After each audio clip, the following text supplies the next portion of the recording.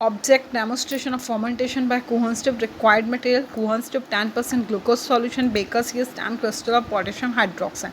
Principal जो है fermentation जो है टाइप ऑफ एनॉर्बिक रेस्पिरेशन है. एनॉर्बिक रेस्पिरेशन की क्रिया को ही हम फर्मेंटेशन कहते हैं. एनॉर्बिक रेस्पिरेशन मतलब ऑक्सीजन के एब्सेंस में होने वाला रेस्पिरेशन जिसमें ग्लूकोज जो है वो कार्बन डाइऑक्साइड एंड इथेनॉल के फॉर्म में कन्वर्ट होता है. और इस तरह के एनॉर्बिक रेस्पिरेशन को ही हम फर्मेंटेशन कहते हैं. ये नॉर्मली जब हम आर्टिफिशियली फॉर्म से कराते हैं तो यीस्ट सेल्स के द्वारा कराया जाता है. यीस्ट का मतलब होता है एक टाइप का फंगस है, सैक्रोमाइसिस सेरेविस से यीस्ट सेल्स के द्वारा कराया जाता है.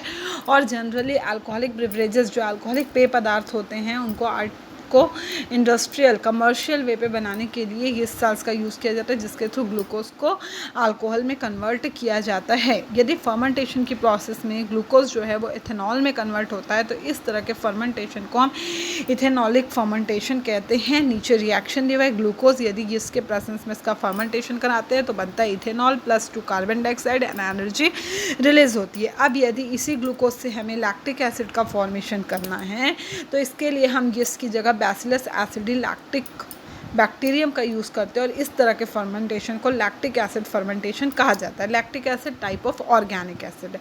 Kuhne's tube fermentation. Kuhne's fermentation tube experiment जो है वो किस तरह से, सबसे पहले कुआंस ट्यूब का स्ट्रक्चर कैसा होता है हम उसके बारे में बात करेंगे. तो Kuhne's fermentation tube consist of an upright glass tube and side tube with a bulb. क्या होता है, एक अपराइट ग्लास ट्यूब होता है कुआंस ट्यूब में और साइड में एक बल्ब लाइक स्ट्रक्चर होता है. 10% glucose solution mixed with baker's yeast. 10% glucose solution को बेकर्स यीस्ट के साथ मिक्स करते हैं. इस taken on the Kuhne's tube और इसे कुआंस ट्यूब में डालते हैं and the tube is completely filled. और ट्यूब को कम्प्लीटली क्या कर देते हैं, इस 10% ग्लूकोज सॉल्यूशन जिसको आप बेकर्स यीस्ट के साथ मिक्स करें उससे फिल कर दे. तो फेल्ड लिखे हो, फेल्ड नहीं फिल्ड आएगा. आफ्टर सम टाइम, कुछ समय के बाद, the glucose solution is fermented and given out an alcoholic smell. कुछ समय के बाद में ग्लूकोज का फर्मेंटेशन होता है और फर्मेंटेशन के बाद में हमको अल्कोहलिक स्मेल आती है. The level in the upright tube will fall due to the presence of CO2 gas. जो अपराइट ट्यूब है, ग्लास ट्यूब होता है, वहाँ से 10% ग्लूकोज सॉल्यूशन जिसे आप बेकर्स यूज़ के साथ में मिक्स करके, बेकर यीस्ट के साथ में मिक्स करके भरे हो.